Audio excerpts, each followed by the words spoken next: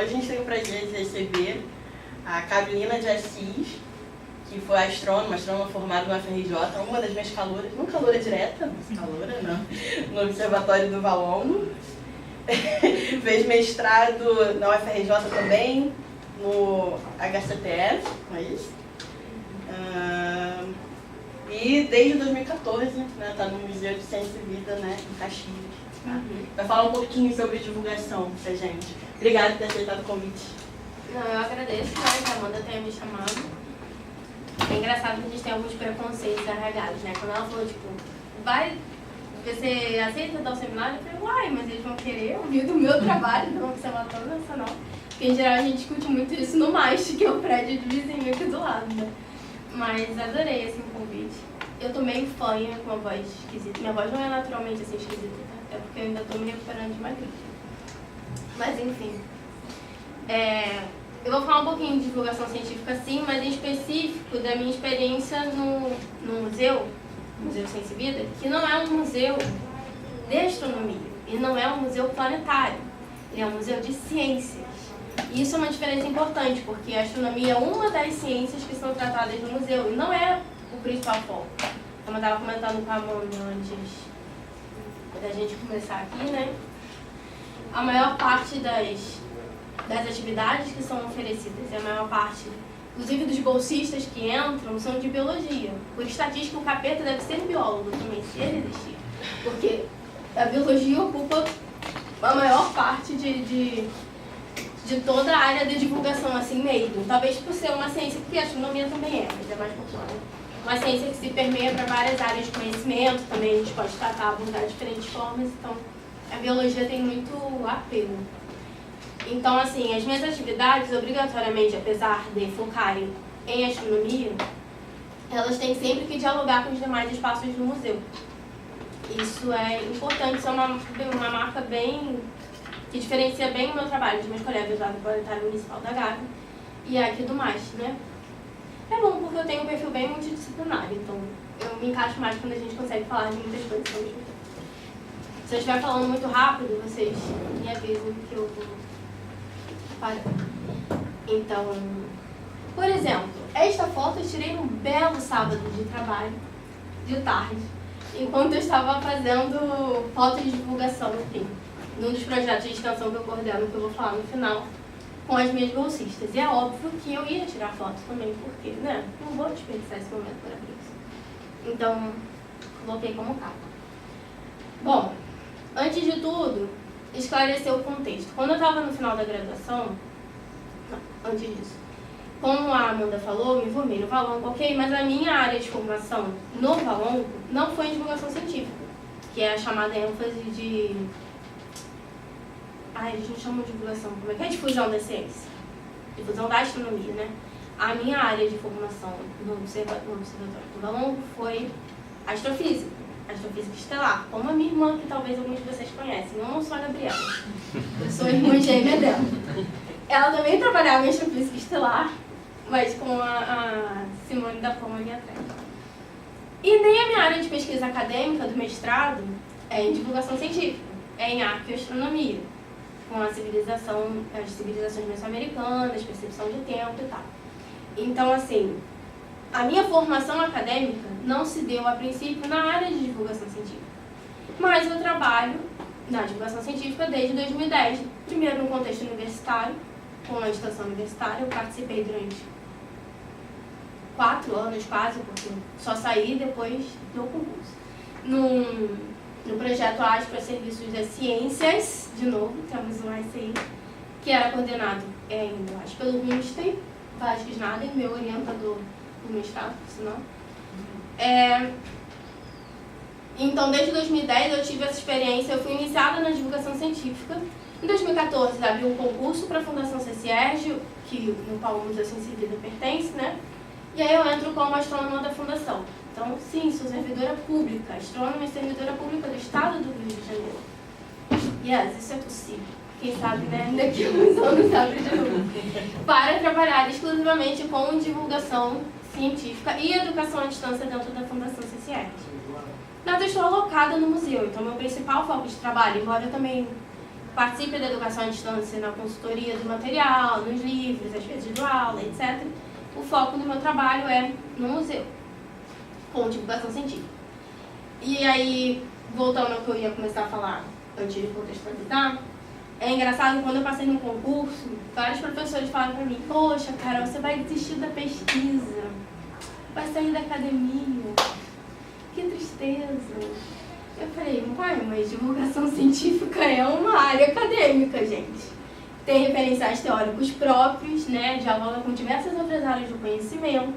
A popularização da ciência, inclusive, também é uma área de pesquisa, tem uma praxis muito ativa, óbvio, e normalmente é o que o povo chega, a maior parte da população, a praxis da divulgação científica, mas é uma área, inclusive do CNPq. Inclusive, eu sou pesquisadora do CNPq na área de divulgação científica.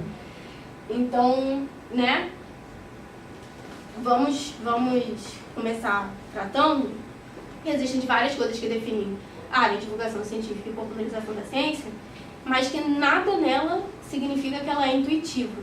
Porque uma coisa que até foi como eu fui inserida dentro do contexto da extensão, né? Mas uma coisa que eu percebo muito dentro da academia, fora da divulgação, é que se acredita que o trabalho de divulgação científica é intuitivo. Você tem uma ideia maravilhosa, você sabe como executá-la, você vai executá-la, acabou aí. Já fiz aí divulgação científica porque cheguei num produto final cujo meu objetivo é alcançar a população.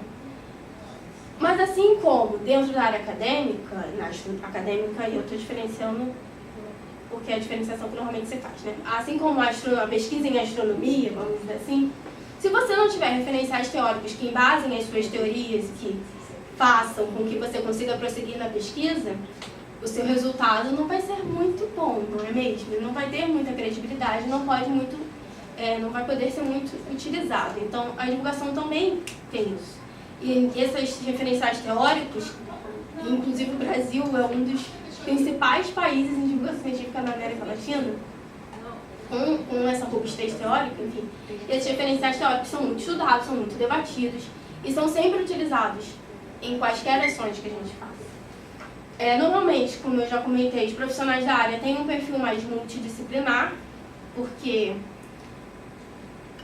essa doutrinação de áreas de conhecimento em caixinhas, ela leva muito ao que a gente chama lá de didatismo. Então, é uma explicação que não é contextualizada.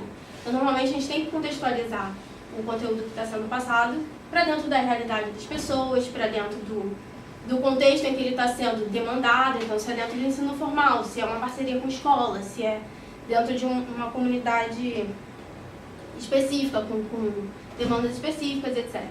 Então, os profissionais normalmente são muito multidisciplinares, a gente lida com diversas áreas de conhecimento ao mesmo tempo. Temos uma especialização, um mestrado e um doutorado na área em várias instituições do Brasil, e no qual a pioneira aqui no Rio de Janeiro é a Fiocruz, que tem, inclusive, estão se formando agora no final de... Que mês a gente está? Em março. Então, no final desse mês, porque minha irmã está fazendo especialização. Vai se formar uma turma agora e vai abrir um mestrado, etc. Então, quem tiver interesse em saber mais, pode catar esses profissionais, né? Fazer parcerias, conversar, etc. Como eu falei, tem uma praxis constante. Aqui embaixo tem uma foto, dá pra ver? Não, né? Minha e da minha irmã. Somos gêmeas, ambas agora trabalhando em divulgação científica, ela agora como pesquisadora PCI aqui no MAST, de Bolsa PCI, trabalhando contando mitos, e eu, enfim, ela está em todas as atividades dali, mas ela gerenciona, certo? Gerencia, obrigada. Ela inventa algumas palavras de vez em quando eu estou passando mal. Ela gerencia o Contando Mitos, não sei se vocês conhecem essa atividade, que, enfim, dialoga com teatro e temática científica. E esta aqui sou eu segurando a maçã da Hespéride, porque a gente foi apresentar no maior congresso de divulgação científica da América Latina, que é a Rede Latino-Americana de Popularização da Rede Latino-Americana e do Caribe de Popularização da Ciência, que é a Rede POP, que aconteceu no ano passado, em agosto, em Buenos Aires. Então, a gente caiu na mesma mesa, porque era a mesma temática e tal. Então, foi engraçado, a gente tirou essa fatia. A prática, na teoria, né? Porque, teoricamente, eu, dentro do Museu de Ciências, faço. O Museu Ciência e Vida, que fica em Duque de Caxias, uma das maiores cidades da Baixada Fluminense, ele como eu falei, é um museu de ciências. A gente incluiu as humanidades há 4 anos atrás, porque até então não se tratava nenhuma ciência humana, só se tratavam as exatas. E dentro deste museu tem um planetário, que é onde eu estou. Então eu coordeno as atividades do Planetário Astronauta Marcos Pontes, que é o nome do nosso planetário, coordenando a equipe, né, e todas as atividades que o planetário se envolve. Então, isso mexe com oficinas, que podem tratar com formação ou não de professores, capacitação, podem ser puramente recreativas, é só para as crianças terem contato com o conteúdo sem parecer chato, né? Obviamente, as sessões de planetário que nós apresentamos, né? Porque planetário sem sessões de planetário não se justifica. Capacito e oriento os bolsistas. As minhas bolsistas, eu falo minhas, porque até agora a minha equipe só teve mulher, desde o início. Então, as minhas bolsistas, ela não sou eu, ela é minha irmã. As minhas bolsistas não são da área, não são de astronomia. Eu abro para qualquer área do conhecimento, porque eu acho que sempre dá para agregar, como eu falei lá no início. A gente está numa instituição e a necessidade da praxis é um perfil multidisciplinar, não tem porquê eu exigir que só astrônomos ou futuros astrônomos trabalhem comigo, se eu acredito que eles têm a agregar também outras coisas das suas áreas. Então eu capacito e oriento esses bolsistas em capacito em astronomia, óbvio, e oriento nos seus trabalhos, oriento às vezes projeto final e etc. Eu estava até comentando com o Walter que eu só fui perceber o quão previsível alunos são em prever orientadores depois que eu tive as minhas bolsistas. Eu chego e falo assim, então, você não vai me entregar aquele negócio não? Aí elas tiram, sacam assim da bolsa um negocinho e me dão, porque imaginaram que eu ia pedir aquilo. Eu acho incrível isso. Eu coordeno 3 projetos de extensão. E aí, atividades fora isso, né, que eu sempre encaixo em eventos. Eu acho que eu esqueci de colocar os eventos aí, mas enfim, já é bastante coisa. Então, na teoria, eu faço isso. Óbvio que para que tudo isso aconteça, eu preciso de um mínimo de infraestrutura e pessoal, né? Estando dentro de um museu público, vocês já podem imaginar também, como funcionários de uma instituição pública, que isso nem sempre me é garantido, não é mesmo? Então, existem limitações importantes.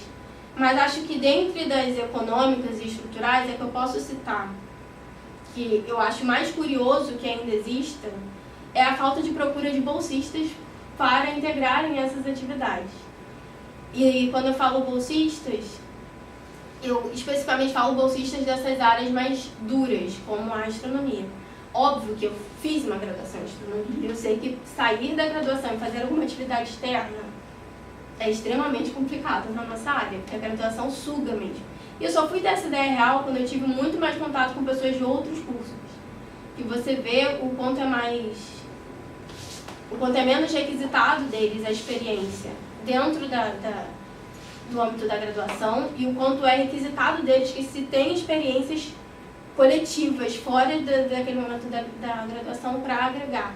Então, todo o meu processo seletivo, eu nunca tive ninguém de astronomia, ninguém de física, mas assim, zilhares de biólogos, né? Já falei, assim. Pessoas da matemática, pessoas da química, e etc. Mas é sempre muito difícil que a gente consiga alcançar aqui. Vai haver um processo seletivo agora no meio do ano, vamos ver se algum estudante de astronomia se interessa para entrar, né? Agora, principalmente, que o Valongo está em mais força nessa ênfase de difusão, né? Na época que eu entrei, foi em 2008. 2008, a ênfase tinha acabado de ser criada, não tinha nenhum aluno. Então, era até difícil conseguir as matérias, porque eles tiveram que abrir matéria em jornalismo, lá na Praia Vermelha, nos horários esdrúxulos. Ainda é assim? Não, tá mais estruturado agora. Não, claro, óbvio, né? Com o tempo. 10 anos se passaram. Eu acho que é normal que se estruture mais, né? Eu acho que é normal que tenha até mais procura. Enfim. Então a gente tem diversas problemáticas aí que permeiam essa minha praxis, né? Vamos ver como eu consigo contorná-la. vide a crise econômica do Estado, né, nesses 2 últimos anos terríveis, em que eu estava fechando o relatório das bolsas do CNPq. Em 2016, o museu só ficou aberto ao público durante 3 meses no ano inteiro. Assim, contados os tempos que foram fragmentados, não foram 3 meses contínuos. Então, uma hora tinha segurança, outra hora não tinha limpeza. Uma hora tinha limpeza, mas não tinha segurança. É ótimo, vou botar todo mundo no museu, né, sem segurança. As bolsas extremamente atrasadas, né, as minhas bolsistas ficaram 6 meses sem receber. Eu fiquei 4 meses sem receber, enfim, em 2016 houve greve, depois houve problema de infraestrutura, então bem conseguir fazer qualquer atividade que eu vou mostrar para vocês a partir de agora, que são todas realizadas em 2016 e 2017 e uma em 2018, né? Eu quero que vocês olhem com muito carinho para essa atividade, porque todas elas saíram com muito suor, muita dificuldade. Porque estão todas dentro desse contexto de infraestrutura que eu mostrei, que eu falei, né? Então vamos lá. As sessões de planetário são as mais tranquilas, né? A gente tem um planetário fixo, embora o nosso projetor não seja um projetor fixo, é um projetor móvel. É um digitário, Delta 3, tadinho já, velhinho assim, né? Por tempo de uso, tá 8 anos de uso contínuo, então resistindo bem. E é um planetário que é considerado de médio porte, ele tem 67 lugares. É maior, assim, óbvio, 67 lugares com uma cúpula de 6 metros. Então ele é maior do que a maioria dos planetários infláveis que vocês veem, inclusive maior do que os demais. Mas ele não tem o porte dos grandes planetários, que a gente começa a considerar grande a partir de 9 metros. Então ele tem 6, ele é um planetário de grande porte. Nas condições normais de temperatura e pressão, 6 sessões de planetário são oferecidas a um público agendado, principalmente escolar, de terça a sexta, e aí distribuídos ao longo dos dias, né, do horário, às 9h15, 10h15, 11h15, 1h40, 2h40, 3h40. Então eram 6 sessões disponíveis e 2 em cada dia de final de semana ou feriado, para o público espontâneo. Então qualquer pessoa podia chegar lá, o museu é absolutamente gratuito em todas as suas atividades, então qualquer pessoa pode chegar lá 15 minutos antes da sessão de planetário, pegar a sua senha, porque a gente tem uma limitação de 67 lugares, e assistir a sua sessão. E assistir a sessão. As sessões trabalhadas no planetário, elas são temáticas, né? Os principais temas abordados são temas comuns até nas sessões de planetário que a gente vê por aí, que é a identificação do céu noturno. Desculpa, gente, vocês perdoam tudo que grávida faz, perdoam. Identificação do céu noturno, cor e temperatura de estrelas. Eventualmente, se é um público agendado mais velhinho, em graus maiores, né, de ensino formal, graus maiores, níveis maiores de ensino formal, tipo universitários, a gente tem o Libra Rio de perto, então o povo de química vai muito, agenda muito pra lá. A gente fala de evolução estelar, fala de evolução química, de estrelas e galáxias, etc. Mas aí depende muito desse público, né? Então, cor e temperatura de estrelas, evolução e composição química de estrelas, os grandes corpos do sistema solar, os pequenos corpos do sistema solar também que eu botei aí. A gente tem uma parte só de mitologias, enfim, então tem sessão Guarani-Biá, tem sessão Ticuna, também assim, desenvolvidas, não são as principais apresentadas, mas tem. Caramba, agora eu vi que e temos o essencial, que vai aparecer daqui a pouco, eu já vou explicar por quê. Então, basicamente, o meu trabalho aqui é capacitar os bolsistas para apresentarem essas sessões, terem conhecimento do conteúdo que vai ser ministrado, terem conhecimento suficiente para responderem o máximo de perguntas possíveis que o público possa ter de uma forma correta e simples, porque não é porque você simplifica que você vai ensinar um conceito de forma ambígua ou errada. E ver se está tudo correndo bem no planetário, né? Entender da projeção, da capacidade do projetor, do tempo de vida, etc, etc, que é uma questão mais de logística. Então, quanto às sessões de planetário, isso. As oficinas, cadê a Amanda? Aí, estava falando dela com a oficina. As oficinas a gente divide entre oficinas de professores, e o que eu chamo de oficinas recreativas, porque nem as minhas oficinas para alunos têm aquele caráter mais ensino formal, de ter uma pessoa aqui, como é agora, falando e os alunos comportadamente sentados, ouvindo a voz de experiência astronômica falar, que eu acho péssimo, né? Então eu tenho uma base de experimentação muito forte, então eu gosto que as oficinas sejam dinâmicas. Então mesmo as dos alunos do ensino formal eu chamo de recreativas. Esse aí é um exemplo de uma oficina que ocorreu em 2016, que é o Por Trás das Sombras, onde a gente trabalhava os conceitos astronômicos, fenômenos astronômicos que envolviam sombras, que eram os eclipses, as fases da Lua e as estações do ano. Parece absurdamente simples, mas essa oficina tinha que durar 2 horas. Ela durou 4 horas e meia. Porque estes professores que atenderam a oficina são, na sua maioria, biólogos e professores de ciência, que não sabiam como dar esse conteúdo, e tem que dar, porque ele está presente dentro da relação de conteúdos que tem que ser ministrados no ensino formal, né, no 6º, no 9º ano. 6º e 9º ano? Sim, porque eu confundo essa coisa de ano e série, mudou aí um pouco. Mas no 6º e no 9º ano, e eles não tinham ideia de como explicar o fenômeno. Eu não estou falando de evolução química de galáxias ou estrelas, eu estou falando de fases da Lua e estações do ano. Então, apresento a realidade. Esta é a realidade. E aí, esses são momentos muito engraçados. Eu quero que vocês reparem com muito carinho nesta imagem maravilhosa. Dá pra ver? Não. E vocês conseguem identificar aqui o que possivelmente está errado nesta imagem? Eles estavam tentando reproduzir uma estação do ano. Porque, vou explicar o conceito da oficina. O conceito da oficina é a gente pegar muito pelo método científico cunhiano, né? Então eu chegava, nós observávamos o fenômeno de diversas formas diferentes. Eu levei para o planetário, observamos o planetário, um fenômeno de estações do ano, ou de estações do ano não, de eclipses, fases da Lua. Vimos diversos vídeos, de diversos locais diferentes, em estações do ano diferentes, discutimos o conceito de estação, Então eles observaram um fenômeno de diversas formas diferentes. E eles tinham que fazer listas do que eles tinham visto do fenômeno, do que eles achavam que era o fenômeno que constituía aquilo, e depois montar um modelo do porquê que esse fenômeno acontecia. Eles tinham, inclusive, modelos de Terra, de Sol, de Lua, coisa para fazer órbita e etc. E eles passaram 2 horas tentando fazer as estações do ano. A primeira configuração, estavam todos muito super confiantes, botaram a Terra, botaram o Sol, movimentaram a Terra pela sua órbita maravilhosa, que está delimitada aqui embaixo, mas não dá para ver muito bem. Falaram, pronto, aqui, Carol, aqui é verão, e aqui é verão. Aí você via a prega surgindo. E aqui é verão. E aqui é verão. Aí eu, pois é, olha que incrível. Eu ia onde está inverno?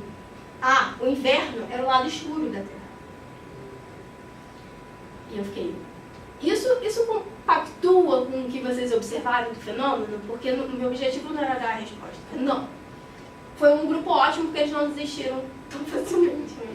Eles ficaram 2 horas tentando fazer com que um hemisfério da Terra fosse verão e o outro fosse inverno. 2 horas.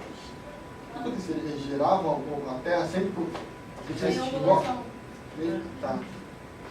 E a primeira hipótese deles, inclusive, eu também comentei com a Amanda, era que as estações derivavam de periélio e afélio. Inclusive, isso foi falado no Jornal Nacional quando foi verão em 2016. Eles botaram, eu fiquei tipo, great, ok. E aí eles ficaram 2 horas, tipo, no martírio. Você vê os cérebros funcionando, você vê os suores correndo no rosto. Porque era uma coisa que eles julgavam extremamente simples. Eles mesmos falaram que era simples o fenômeno. Eles tinham cuspido a teoria do porquê. Acontecia quase que imediatamente, quase antes de eu perguntar, eles já tinham falado o porquê. E não conseguiam reproduzir. Aí teve uma hora que uma pessoa... Cadê ela? É Tatiana o nome dela. E ela voltou várias oficinas depois. Cadê você? Você não pode falar. Ah, ela tá segurando a cara aqui, ó. Ela cansada, exausta, sentou numa cadeira. Ah, gente, não é possível, só se a terra for torta.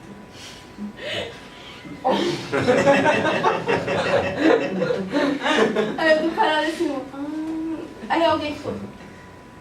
Torta. Aí foi ecoando assim pela sala. Aqueles guerreiros fatigados. Torta. Não tem um negócio que é inclinação? Não sei o que é inclinação? Aí eu fiquei, tipo, calada como uma pedra, olhando. Aí, Carol, não tem um negócio de inclinação? Aí eu, não sei. Porque o meu objetivo não era conceituar, era que eles entendessem o processo, entendessem como o fenômeno acontecesse. Se eles vão chamar eixo de inclinação da Terra ou patinho feio, o problema é deles. Eu quero só que eles consigam entender como o fenômeno acontece. E aí alguém falou assim, não, calma, vamos girar a Terra, vamos girar a Terra. Eu sou obrigada a reproduzir isso, porque isso é uma das cenas mais maravilhosas da minha carreira na divulgação científica. Quase um altar se formou ao redor desses. Em que pegaram um globo terrestre e em câmera lenta.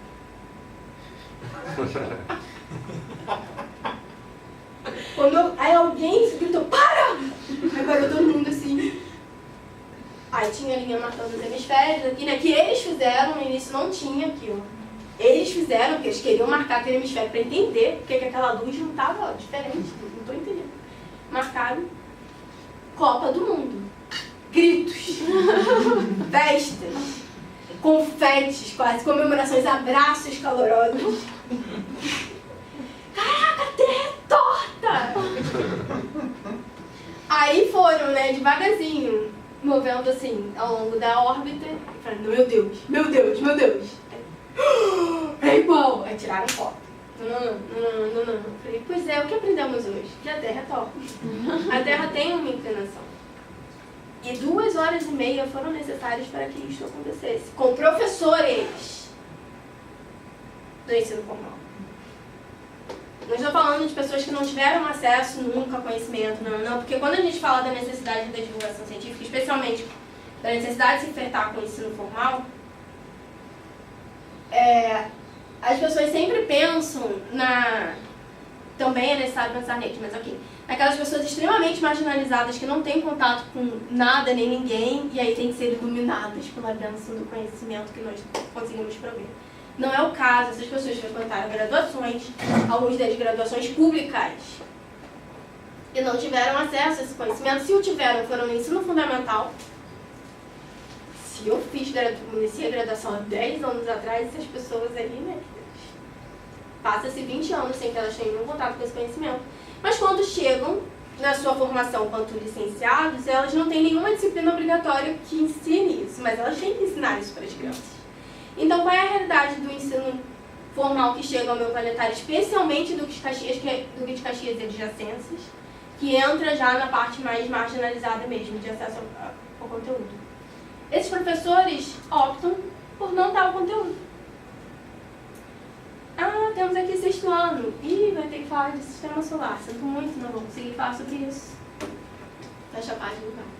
Então, a capacitação de professores, as oficinas para professores, são voltadas para esses professores que ainda não desistiram completamente e querem entender o assunto para ministrá-los na sala de aula.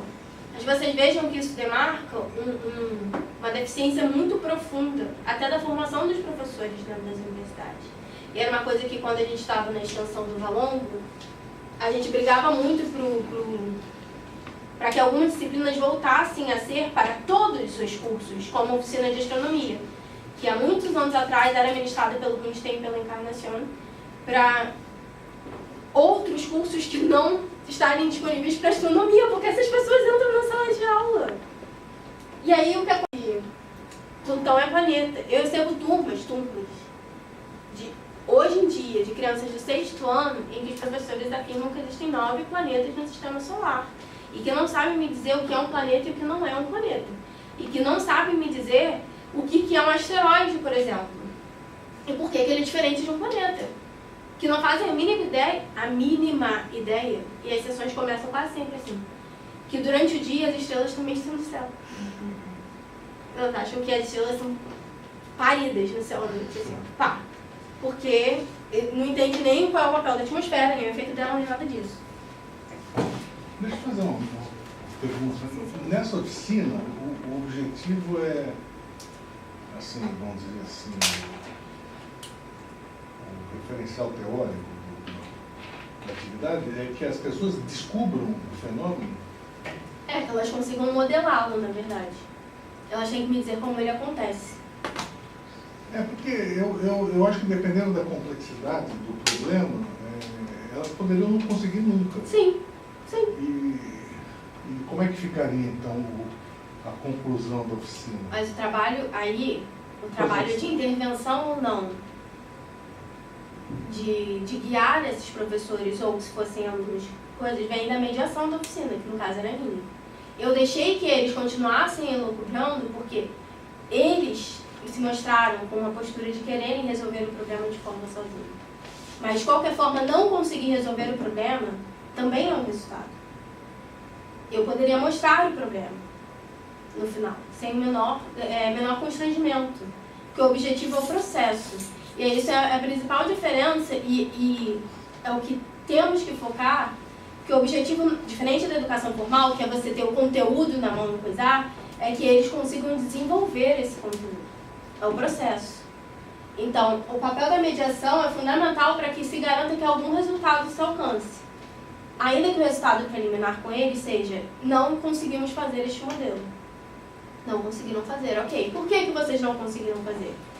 Vamos reanalisar, e isso foi feito várias vezes durante a oficina, para que eles criassem novos modelos e tentassem justificar a situação. Vamos reanalisar tudo que vocês já viram, tudo que vocês sabem sobre o fenômeno. O que é que não foi atingido no modelo de vocês? Isso, então é isso que vocês têm que buscar resolver para não.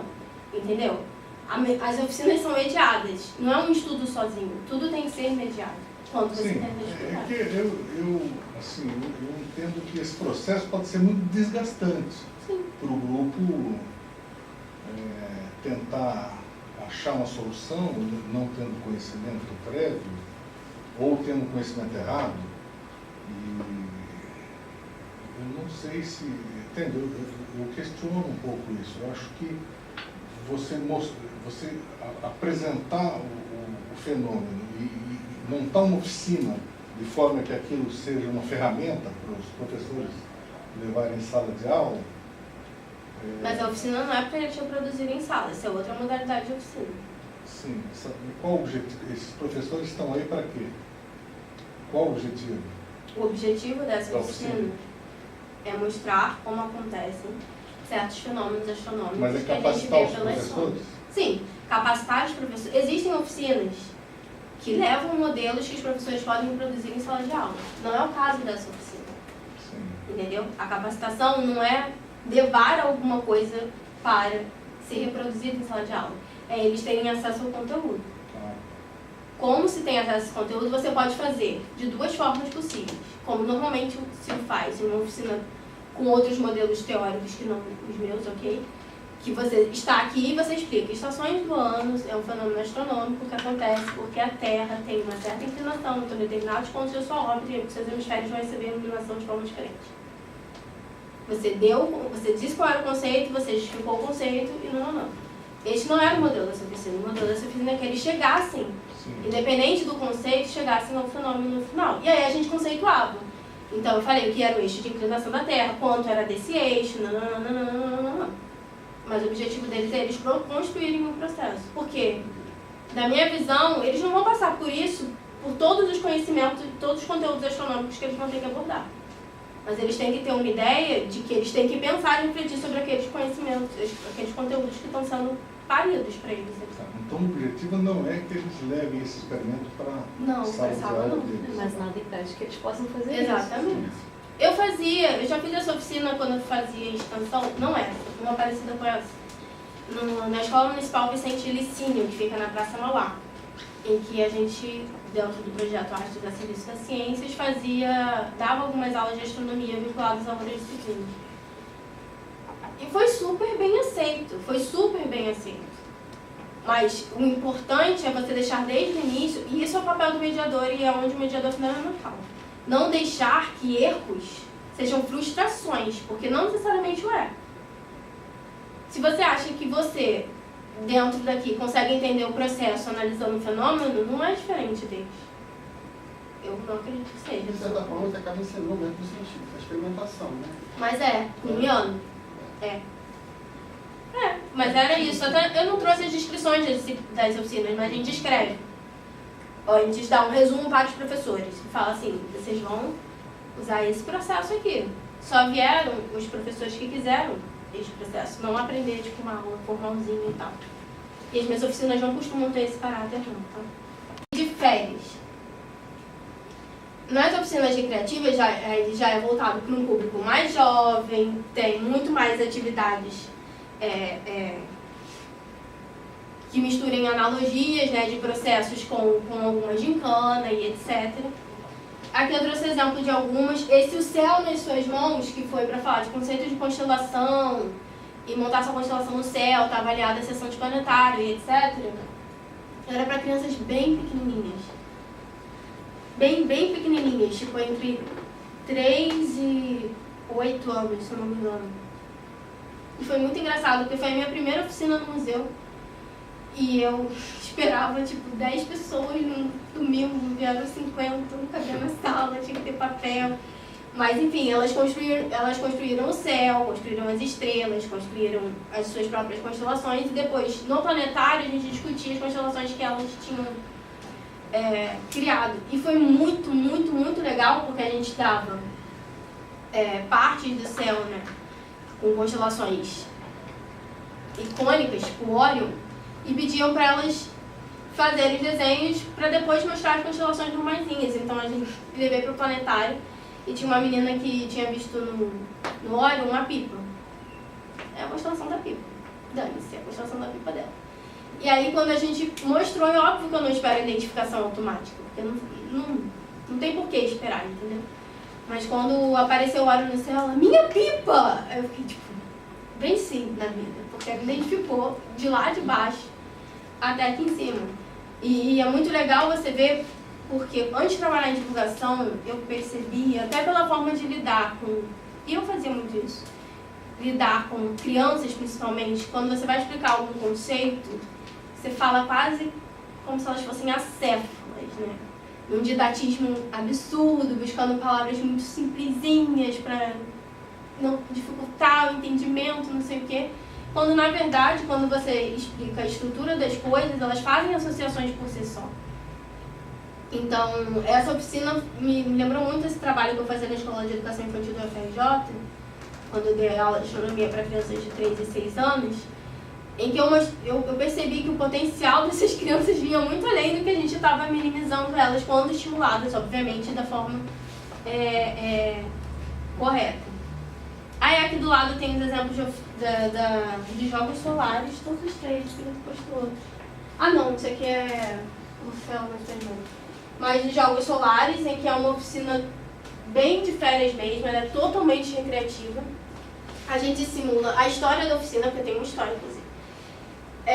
Que nós temos que fazer com que um pedacinho de luz, que aí a gente pegou tipo um fóton, que é um pedacinho de energia, que nós, enfim, explicamos para eles, tinham que pegar uns pedacinhos de energia que são produzidos no núcleo do Sol e fazer com que eles chegassem na Terra. Eles tinham que viajar até a Terra. O objetivo da oficina era mostrar para eles que o Sol tinha camadas e que nem tudo que é produzido lá dentro do Sol vai chegar na Terra, porque, né, esse pedacinho de luz vai enfrentar vários obstáculos ao longo do caminho, que varia de acordo com cada camada. Então, cada exercício de camada... Ah, não botei foto do núcleo. Cada exercício de camada tinha um objetivo de mimetizar um transporte de energia que acontecia dentro de cada camada do Sol. Primeiro, eles tinham, obviamente, que produzir essa energia. Então, eu tinha uma caixa de papel imensa, em que nós enchemos com o que eu chamo de fandangos, porque são pedacinhos de isopor que parecem fandangos, mas não são diretos. E uma criança quase comeu aquilo, fiquei desesperada. Então, enchemos de fandangos e colocamos as duas primeiras linhas, né? Quando tem a primeira liberação de energia da cadeia próton-próton. E explicamos que existe um processo do químico, que dava a energia do Sol, que tinha o processo depois, que ela vai ser reabsorvida, mas que a gente ia parar por ali. Ok.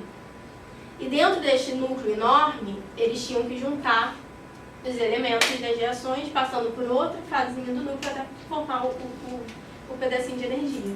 E aí levar aquele pedacinho para a próxima camada para passar para uma outra atividade, etc. Eu nunca vi adultos competirem com tanta ênfase na minha vida, porque foi aberta para adultos e crianças e as mães enlouquecidas. Gente, mãe jogando o filho pro lado.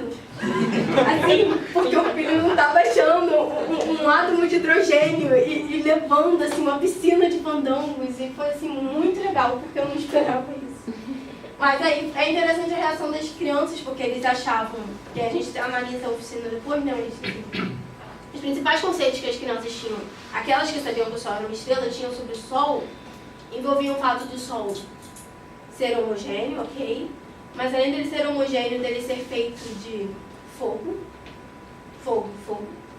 que ele é uma bola de fogo incandescente do início ao fim, e de que não havia processos, né, dentro dessa estrela. E aí o questionamento delas depois foi muito interessante. Ai. Enfim, quando Joselito era uma pessoa fictícia, que era um mediador que ficava lá na Terra, recebia, enfim, seu raio do Sol e amanhecia na Terra e era festa. Ali do lado faz um outro momento da oficina de cima, que a gente fez a escala do Sistema Solar, né, em que propositalmente Netuno não cabia dentro do museu. Então, a gente, enfim, deu escalas antes, não sei o que, os maiores fizeram a escala que eles podiam usar o Sistema Solar. E colamos os planetas ao longo do museu, que tem o hall, quem já entrou lá no primeiro andar, é bem extenso. Mas, obviamente, Netuno não cabia dentro da escala que a gente deu e que eles fizeram e tal. E eles procurando Netuno. Atrás do museu fica, inclusive, uma delegacia. E aí eles, enfim, várias histórias como Netuno foi preso e etc. Que foi muito interessante. E aí, ao final, eles construíram dentro de uma outra escala que a gente dava. Talvez eles tinham entendido a ideia de você colocar algo muito grande no espaço pequeno, muito pequeno, e aumentar a escala. Eles construíram um sistema solar em linha, né? Sem as órbitas, ó. O balãozinho é o Sol, você tem a ordem dos planetas e tal. E foi muito interessante, eu não botei aqui, eu sou uma anta, mas... essa foi a primeira oficina minimamente acessível que nós tivemos.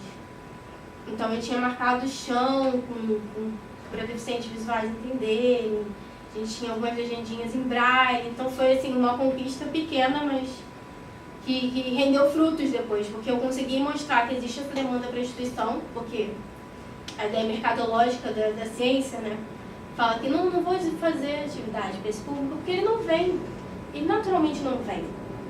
Então, para que fazer, não é mesmo? E aí eu consegui mostrar que dentro dessa lógica mercadológica que é discutível, ok? Mas que sim, existe demanda porque essas pessoas existem, ponto. E a partir do momento que você oferece essa atividade, você dá a chance dessas pessoas poderem vir e participar. Aí os projetos de extensão, né? Esse aqui é o Essencial Invisível aos Olhos. Não é uma coincidência o nome, né? Referência ao Pequeno Príncipe. E veio como um grande desafio, mas também com uma grande paixão. E foi muito legal que os bolsistas realmente abraçaram esse projeto. Ele começou em 2015 de uma forma totalmente experimental, derivado de um problemaço que eu tive numa sessão de planetário, porque a gente teve uma sessão para o público agendada, era uma escola. E dentro dessa escola, 4 pessoas tinham graus diferentes de deficiência visual. De cegueira completa a baixa visão. E é óbvio que o planetário, que é uma experiência totalmente visual, não foi alcançada para essas pessoas, porque, né, elas só ouviam a falar de coisas aleatórias. Foi até eu que ministrei essa sessão, no dia. E aquilo me incomodou muito, e levei a direção, tal problema. Eu falei, cara, a gente tem que conseguir atender esse público. Tivemos uma oficina aí que pessoas vieram, não é possível que o museu tinha 5 anos, né? 5 anos de história, a gente nunca tenha pensado em atender esse público dentro do planetário. Aí minha chefe falou, tá bom, vai atrás disso, mas você não tem nenhuma verba. Eu, tá bom, então não tem nenhuma verba. precisava. Aí fui eu e meus bolsistas catamos dentro dos depósitos do museu materiais que a gente poderia tentar pensar em fazer modelos que permitissem a gente discutir o mesmo conteúdo que a gente faz numa sessão de planetário típica para alguém que não enxergue 100%.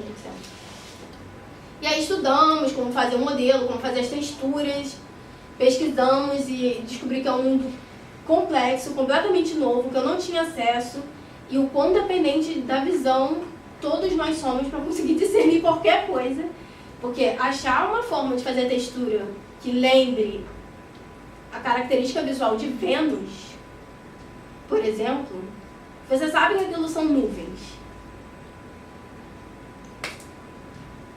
Mas não é tipo algodãozinho de nuvem, não é mesmo? Ele é todo, parece ser homogêneozinho, não é? Quando você olha de fora.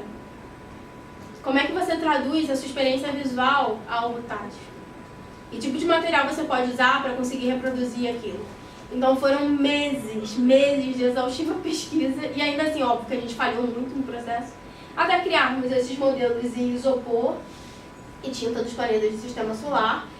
E aí deu muito trabalho com coisas assim, idiotas. Por exemplo, a gente foi pegamos o planisfério de Marte para reproduzir.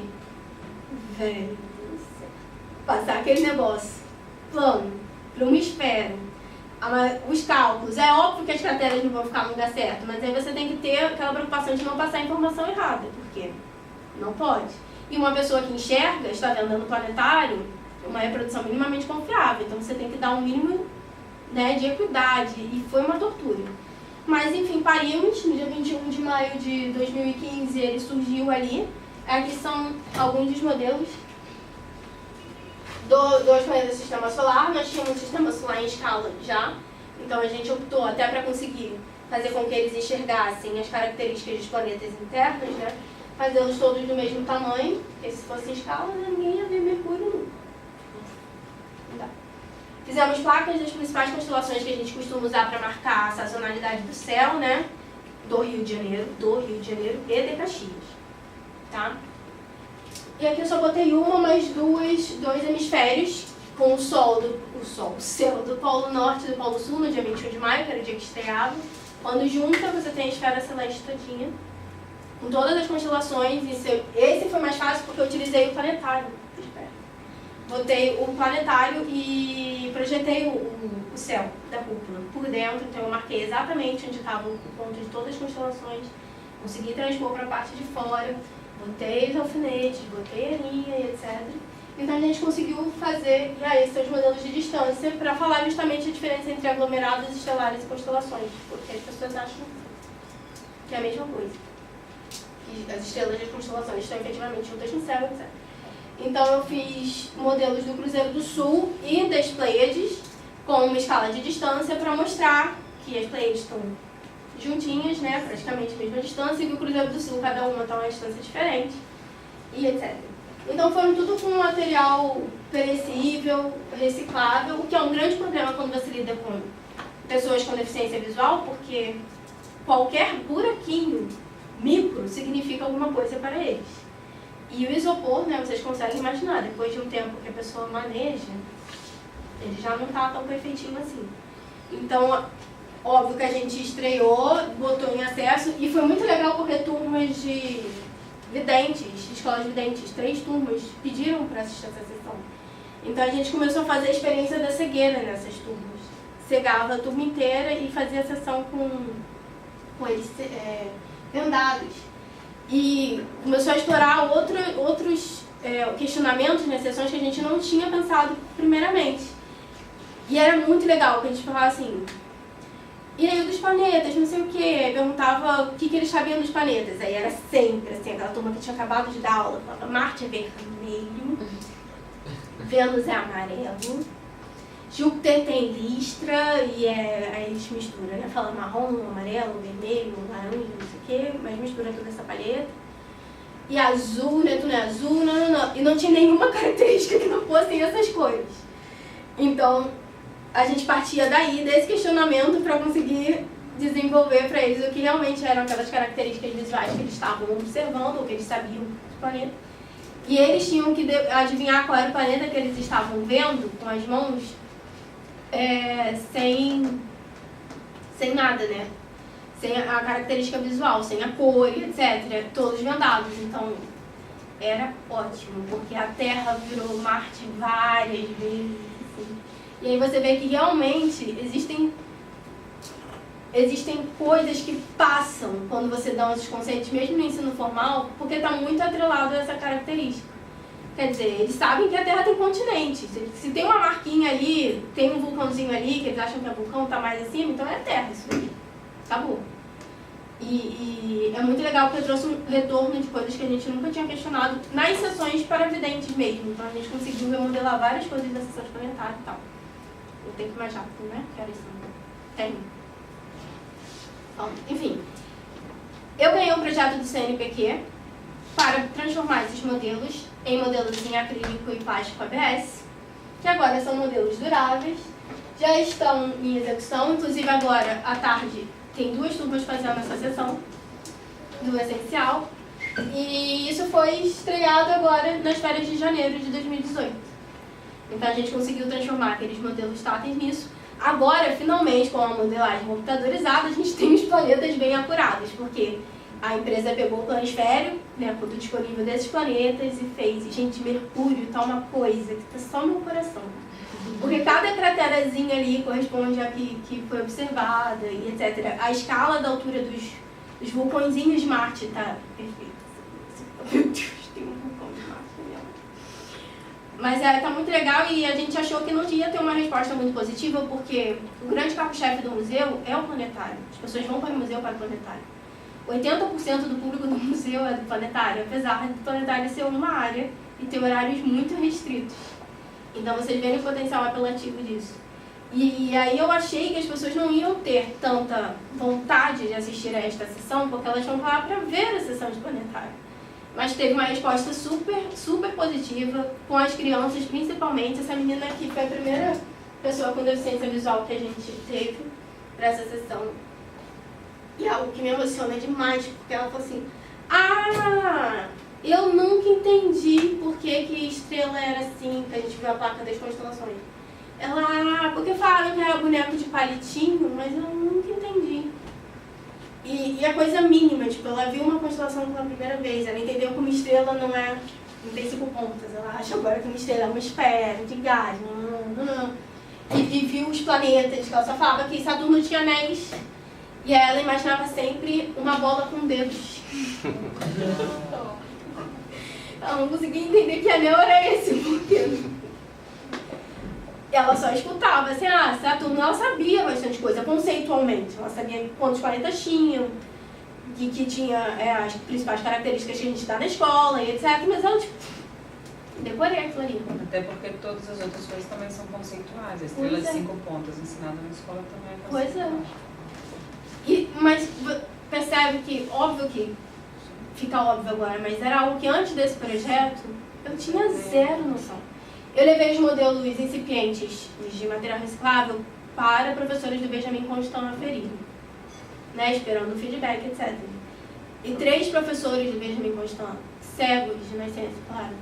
Cara, eu vou sempre no planetário municipal do Rio e levar meus filhos e nunca entendi o que é uma estrela. Agora eu entendi o que é um branquinho. E eles têm uma sensibilidade bizarra. Eu usei 2 alfinetes da mesma caixa para fazer estrelas de escorpião. E aí a Geni, que é uma das professoras, por que esse alfinete está menor do que esse? Por que esse estrela está menor do que essa? Não, são 2 alfinetes. Tem coisinhas. Ela, não é. Eu falei, não é. Então, no caso, devia ser. O processo fabril também tem erro. Pois é, aí eu, não é possível. Aí um outro professor que é vidente, o Alan, falou, vamos resolver isso. Que ele falou pra mim, eu nunca discuti com eles com relação a essas coisas. Ele, vamos resolver isso. Ele pegou um paquímetro e mediu. E era menor. E assim, questão de 1 centímetro no máximo. E você fica assim, tá errado, né? Tem várias coisas erradas ali, porque não tem como ter essa precisão.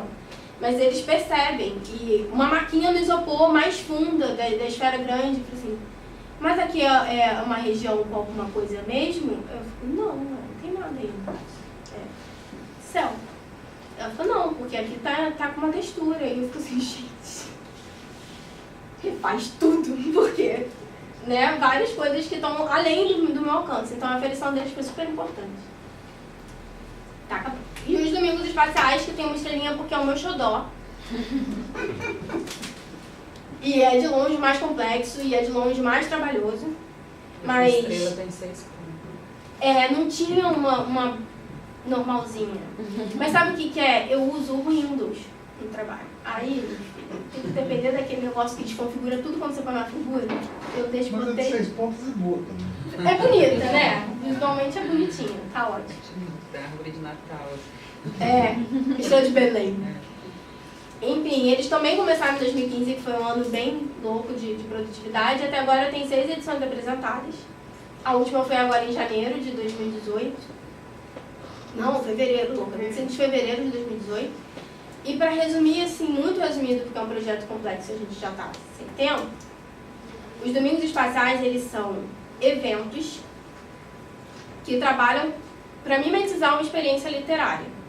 Então, eles têm uma história, como se fosse uma história de um livro, em que o fio condutor dessa história é a mitologia greco-romana, mas a gente trabalha, é só assim, o pano de fundo, a gente trabalha diversos outros temas em cima disso.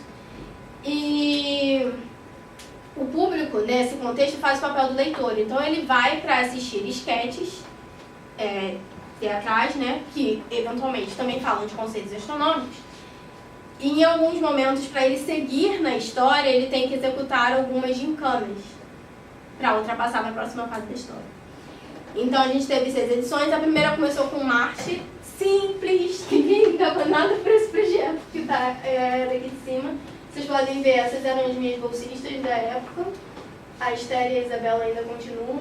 Esta aqui não dá para ver, mas é minha irmã, que compõe a equipe desde o primeiro. Eu gosto assim, a família abraça. E era Marte, e aí para vocês terem uma ideia, que era é o menos teatralizado deles, mas a história de Marte, por exemplo, a gente chamava, era no final de semana, no domingo, e a gente avisava que o planetário estava interditado, porque ele tinha sido ocupado pelos deuses do medo e do pânico, amando de Marte, né, que a gente põe a pessoa romana, amando de Marte. E que nós não conseguíamos ter acesso ao museu, então o público tinha que vir nos ajudar a conseguir chegar ao museu, compor um exército para nos ajudar a conseguir chegar ao planetário de forma alternativa. E aí essa forma alternativa envolvia achar uma porta secreta, que é uma porta de emergência que a gente tem, fez uma cenografia lá. E na busca da porta secreta, eles tinham que buscar as senhas para abrir aquilo ali. Então, as senhas envolviam conceitos astronômicos. Então, eles passavam por diferentes ambientes do museu, que é uma forma que eu pensei de eles conhecerem alguma coisa do museu além do planetário e estimular a visita, de eles virem para verem as outras coisas do museu. E encontraram diferentes situações em que eles conseguiam coletar as pistas para conseguir abrir esse portal, se mostrarem dignos aos deuses do medo, que foi a Gabriela, e do pânico, abriram o planetário e lá dentro eles assistiam uma sessão de planetário especial, exclusiva, que eu montei via script, em que a gente viajava até Marte, entrava em Marte, via o céu de Marte, aí vinha Marte revoltado, porque estava no reino dele, né, porque tem que ter essas coisas, e a gente saía e voltava para o céu.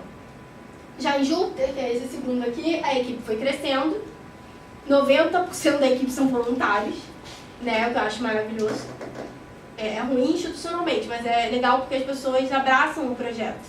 Vão vendo, sempre depois de entra uma nova pessoa na equipe, né, numa edição. E aí já em Júpiter, a gente teve o roubo do raio de Júpiter. O raio mestre de Júpiter foi roubado, então Júpiter deu um prazo até as 5 horas do dia, 19 de julho, se não me engano, para que nós mortais devolvamos o raio dele, senão ele ia tocar o terror. E aí ele estava suspeitando, que na ocasião do roubo, de 3 dos seus filhos, os gêmeos. Hélio, né, que a gente transmutou Apolo para ele, apesar de ser Hélio, Diana e o Baco. E aí levou eles para o museu para um julgamento. Então, cada um ocupou o seu espaço dentro do museu, que achava mais apropriado, porque deuses são assim, eles chegam num lugar e tomam conta mesmo. Então, o Baco foi para o auditório, que é o lugar onde a gente fazia as músicas, né, a música do museu, fazia os teatros, as conversas, não sei o quê. A Diana ocupou, o Diana foi a Gabriela, por isso que eu estou olhando para ela, ocupou uma exposição que a gente tem, que é de sustentabilidade. Dava para mexer em luz e tinha uma parte de mata, então a gente ainda botou mais coisas ainda. E o Hélio ocupou, é óbvio, o planetário. Então, as disquetes aconteciam nesses locais, no final a gente se reunia todo mundo com as pistas que tinham achado para o julgamento desses deuses e descobrir quem roubou o raio. E aí, ao longo desse deslocamento do público, eles encontravam uma figura célebre que estava ali estudando aqueles astros há muito tempo, que era o Galileu. No final, é óbvio, se descobriu que cada um deu sua motivação para não ter roubado, né? Então, o Hélio, foi ótimo que as crianças perceberam na hora, assim, o Hélio falou, não posso ter roubado o raio, porque Júpiter fica não sei quantos quilômetros de mim, não. E eu também tenho mais o que fazer, eu tinha quem roubou o raio tinha que ser alguém que conseguisse ver a longas distâncias, para ver o momento certo para pegar o raio, não sei o quê. E aí o Baco ia dando outras dicas, e as crianças sacaram que era o Galileu o ladrão, na hora. Assim, e o Messias não saiu do museu, porque as crianças não deixaram. O Messias era a pessoa que fez o Galileu. E assim, no encerramento, na hora que ele ia ser revelado, sabe? E isso a gente passou por vários conceitos astronômicos. A esquete da Gabriela, por exemplo, a gente trabalhou de forma que ela aparecesse, e Diana era muito séria, né? Ela aparecesse em certas angulações. Então ela sempre estava sendo vista em quartos, ou cheia, ou não visível. E as crianças tinham, a gente não falava que astro ela era. As crianças tinham que identificar quem ela era no céu, não sei o que lá. E distribuímos os papeizinhos. E foi uma coisa tão maravilhosa o retorno, porque várias dessas crianças, que em grupos identificaram que ela era a Lua pela forma dela, pegaram e desenharam um círculo, crateras dentro da Lua. Porque para passar para a Diana, eles passavam pelo escritório do Galileu. E no escritório do Galileu tinha todas as suas primeiras observações em que a mediação falava como ele via Vênus, como ele via a Lua, quando ele viu um e outro. E aí, ao entregarem um papel, várias das crianças viravam para a Gabriela, porque eu acompanho juntos, ela falou assim, toma, eu fiz os buracos para você não achar que é Vênus, tá? Então você fica, tipo, vence na vida. E as crianças eram guiadas pelas luvas do Galileu? As crianças eram guiadas pelas luvas.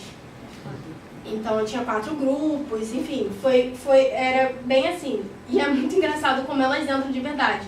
No encerramento, quando o Messias tinha que entrar e ser revelado como ladrão, crianças irresponsáveis não queriam deixar ele entrar. Porque achavam que ele estava tentando fugir da cena, porque o palco era limitado. E eu tive que ir lá e falar assim, deixa ele. Ele vai entrar agora, vamos para o adulto, vai entrar agora. Aí tipo, não, mas ele roubou. Não, mas ele vai entrar, ele vai devolver. Ele vai, tá? Deixa ele entrar, para terminar a cena dele. Para revelar onde está o raio, e aí devolver o raio. Para devolver o raio tem que entrar. E foi assim, torturante. Enfim. Então, entendo, a gente pega a atribuição do Deus, no caso Marte, com a sua relação com a guerra, então as Amazonas estavam contextualizadas, etc, etc. E introduzimos uma história onde conceitos de astronomia são pincelados ao longo das esquetes. O principal objetivo não é passar conceitos de astronomia, é apresentar a nossa experiência literária, que envolve conceitos de astronomia. Então, a temática é científica, não necessariamente teatro é. E esse último foi o do Sol, que é aquele ali, que é o de Hélio, em que a gente falou de ciclos, falou das camadas de Sol, de evolução estelar, acho que foi o bem mais astronômico deles, né? Ah não, foi Urano também.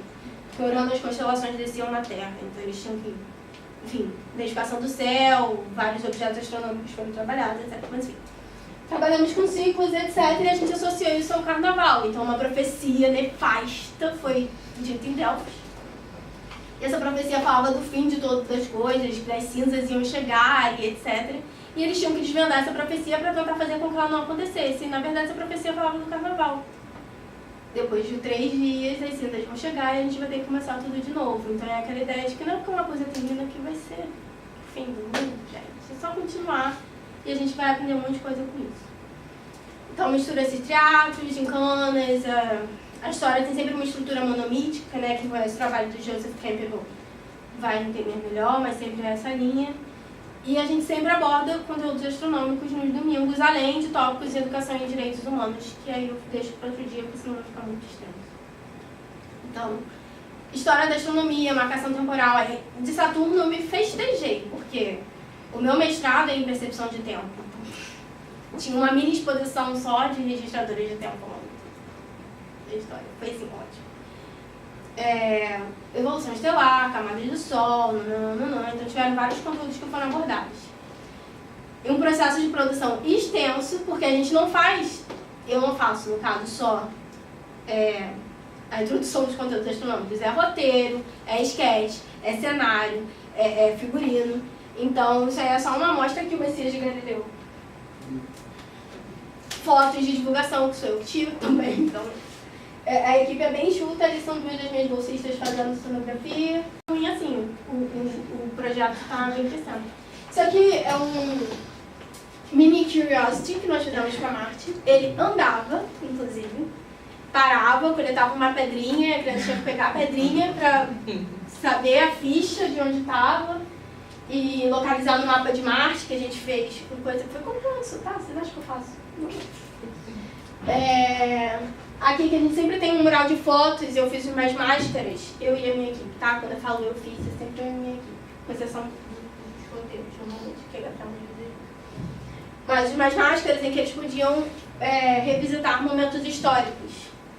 Então eles se vestiam de astronauta para revisitar o ano que foi a Lua, tinha marretas e coisas no Muro de Berlim, então as pessoas iam lá e ajudavam a quebrar o Muro de Berlim, etc, etc. Nunca vimos de Saturno. Ali a carinha das crianças no sol. Aqui a Gabriela, ó, como Baco, ou abacante, né, no sol.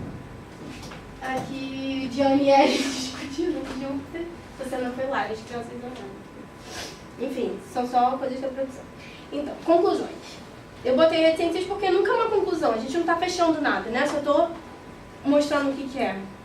Existe uma profunda deficiência no ensino formal do entendimento dos conceitos e do conteúdo astronômico mesmo, por parte dos professores que não têm essa formação, como eu mostrei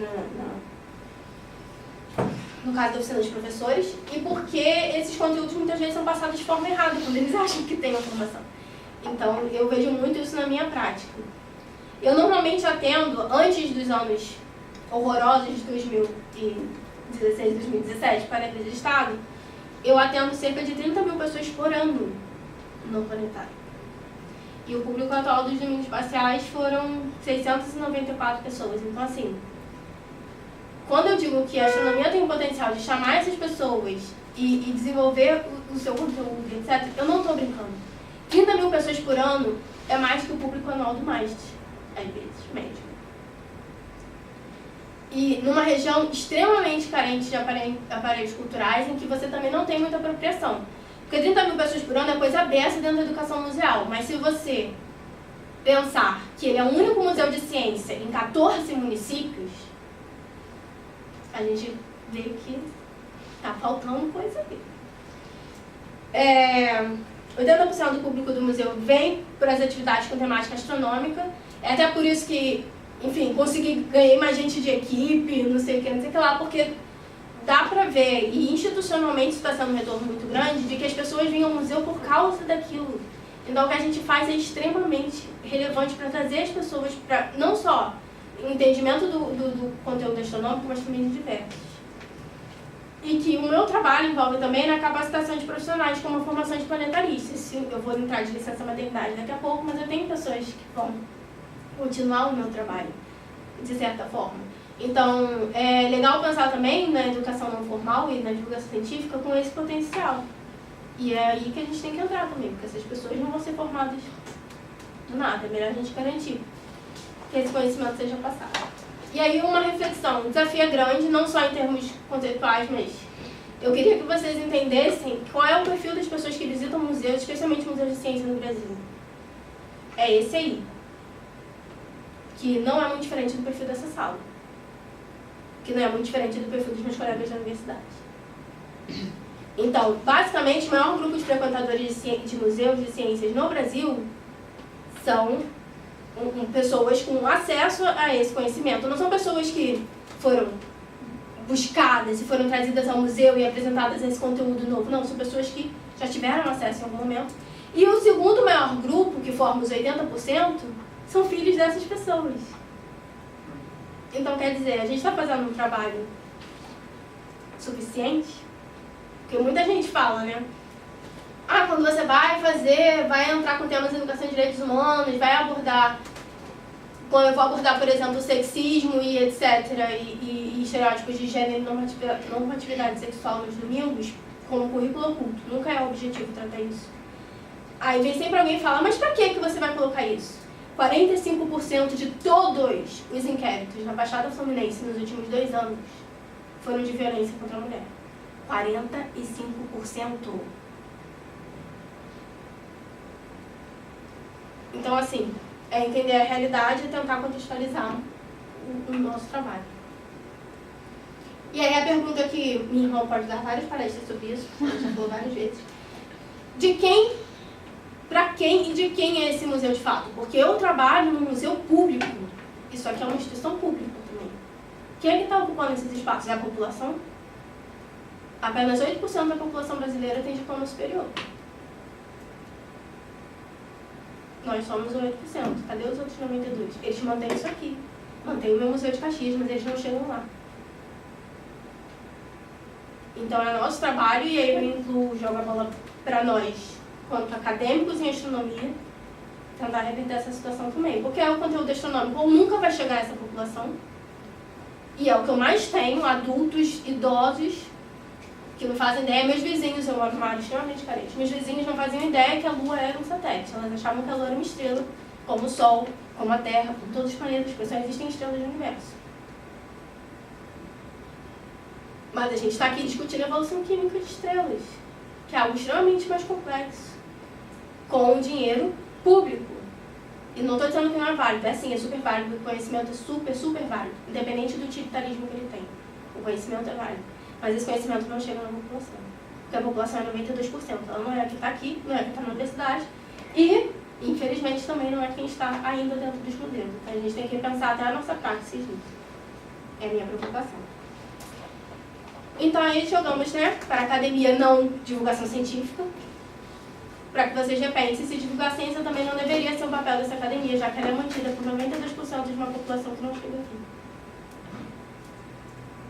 Eu fecho com essa frase maravilhosa desse livro maravilhoso que eu achei em Buenos Aires, que, enfim, é uma bandeira minha acreditar que a ciência é uma produção de cultura, mas eu não acho que nenhuma conquista científica sirva de fato se ela não está a serviço do povo, nem que seja o conhecimento. Eu não estou falando de utilitarismo de ciência, não, porque para mim isso, enfim, é uma discussão muito complexa. A ciência não vale só porque ela produz tecnologia que talvez algum dia vai chegar na população. A ciência vale porque ela é conhecimento. Bom, e conhecimento tem que ser estimulado, distribuído, e ele é pago para ser produzido, então ele tem que ser retornado a essas pessoas. Enfim, parece muito difícil, muito distante, muito esquisito, mas eu acho que se alguém neste mundo, uma profissão que tem a capacidade de entender a potencialidade de você entender qualquer coisa a longas distâncias, é a gente. Então, é algo que eu tenho certeza que nós, como astrônomos, temos perfeita capacidade de abraçar. Muito, muito obrigada.